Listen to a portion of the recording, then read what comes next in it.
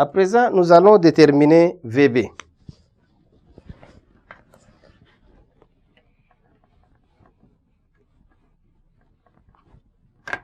Donc, on peut prendre l'expression de x de c ou bien y de c pour pouvoir déterminer VB.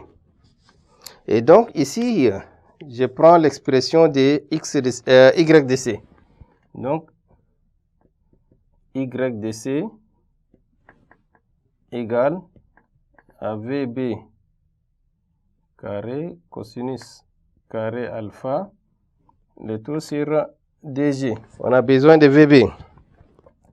Et donc, VB carré égale à DG y de c, DG y de c, le tout sur cosinus carré alpha. DG y de c, le tout sur cosinus carré alpha. Alors maintenant, il est question de chercher VB. Alors VB égale à la racine carrée.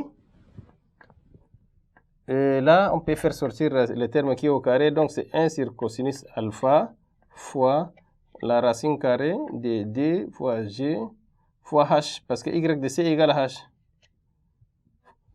1 sur cosinus carré alpha, le tout sur DGH. X de c égale à y de c égale à H. Il faut préciser comme ça. Voici l'expression qui nous permet de calculer VB.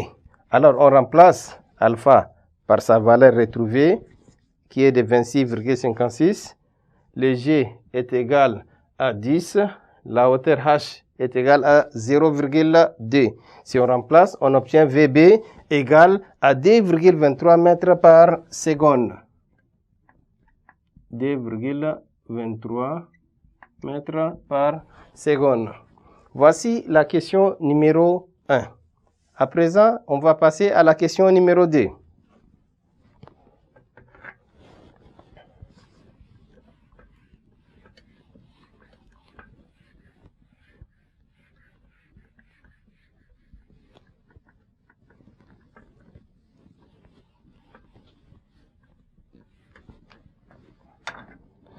Voilà, à la question numéro 2, on nous dit ceci. Quelle compression delta X doit subir les ressorts pour que le corps passe exactement par les trous C?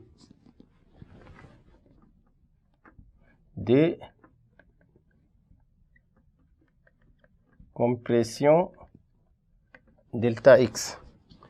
Eh bien, chers élèves, pour calculer la compression delta X, nous allons utiliser la conservation de l'énergie mécanique. Donc, d'après la conservation de l'énergie mécanique, on a deux états, état comprimé et état détendu.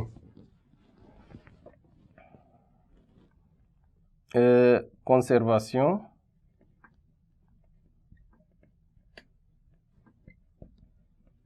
de l'énergie mécanique.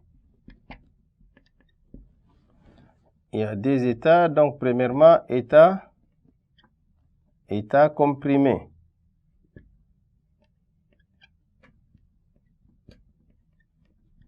Ensuite, on a état détendu.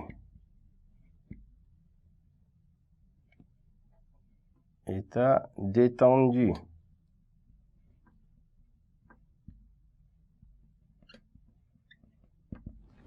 Alors, maintenant pour un état comprimé, qu'est-ce qui se passe?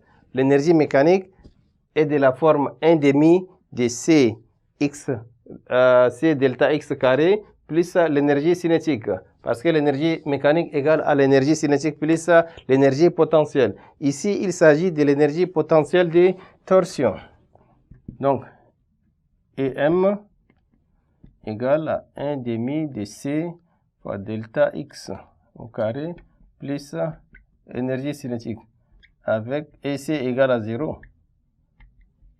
Et état détendu, l'énergie mécanique, ça on peut dire position 1, et là c'est l'énergie mécanique à la position D égale à l'énergie cinétique, donc 1/2 de mVb carré plus l'énergie potentielle. L'état détendu, l'énergie potentielle est nulle avec EP égale à 0. Maintenant, on peut utiliser la conservation de l'énergie mécanique pour dire que EM1 égale à EM2. Donc, d'après la conservation de l'énergie mécanique, et M1 égale à EMD, ce qui équivaut à dire 1 demi de C delta X au carré égale à 1 demi de M fois la vitesse au point B au carré. On simplifie le 1 demi, et la question c'est de calculer delta X, ça veut dire que delta X au carré égale à M VB au carré, le tout sur C, MVB carré sur C. Et donc, on a besoin de delta X. Alors, delta X égale à VB fois la racine carrée de M sur C. À présent, on peut aussi faire aisément l'application numérique. VB, nous avons trouvé 2,23. La masse M est donnée égale à 0,1 kg. Et la constante C est égale à 8000 newtons par mètre. Si on remplace les choses par leur valeur, on obtient delta X égale à 7,88 fois 10 exposant moins 3 mètres. Et donc, delta X égale à 7,88 fois 10 exposant moins 3 mètres. Voici la compression delta X. Et enfin, nous allons passer à la dernière question. Quelle valeur doit avoir le coefficient de frottement μ du segment AB afin que le corps, lors du trajet retour, s'arrête au point B? Et donc, le corps quitte le point B ici. Lors du trajet retour, il s'arrête au point B. Maintenant, nous allons utiliser le théorème de l'énergie cinétique entre deux points. Parce que ce n'est pas la vitesse initiale au point B qu'on va prendre. La vitesse finale sera une nouvelle vitesse VB' qui est égale à 0. Donc, d'après le texte,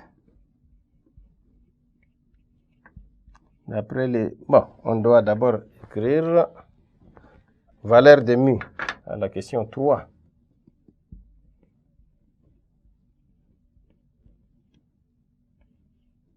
Valeur de μ. Donc, on utilise le théorème de l'énergie cinétique.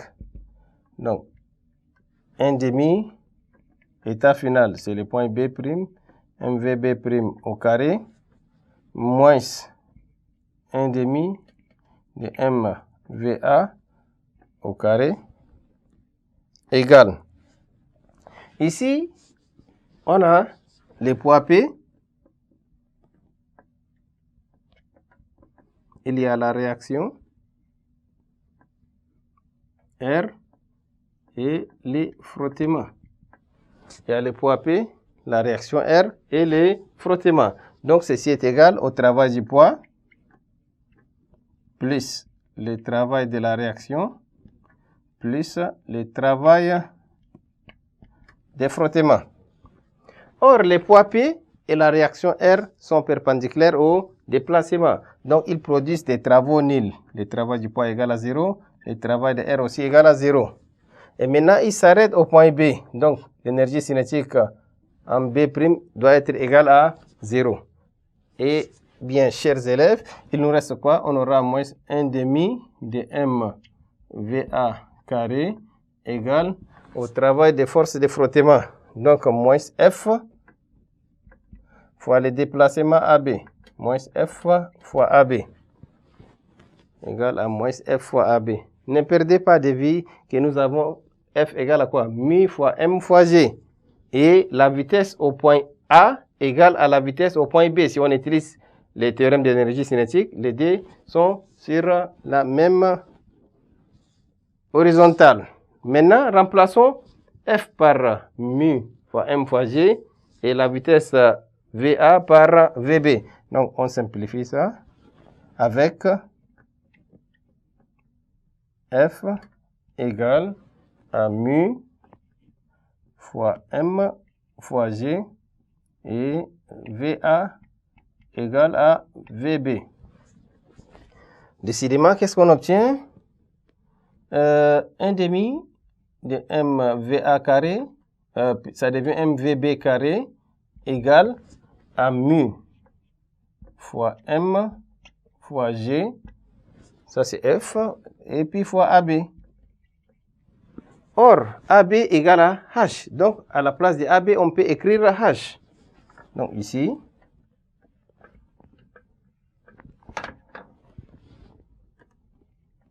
maintenant, on peut simplifier le M et tirer le coefficient mu.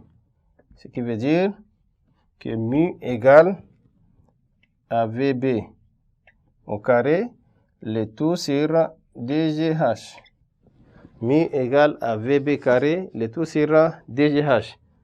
Nous avons trouvé VB égale à 2,23 mètres par seconde, G est donné égale à 10 et H aussi est donné. Comme on connaît H égale à 0,2 mètres, si on remplace les choses par leur valeur, on obtient les coefficients mu égale à 1,24. Mu égale à 1,24.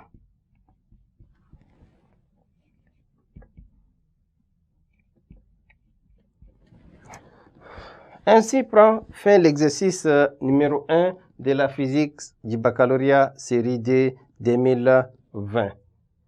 Chers élèves, je vous remercie pour votre aimable attention et à nous revoir pour une nouvelle séquence en ce qui concerne l'exercice numéro 2 de la physique.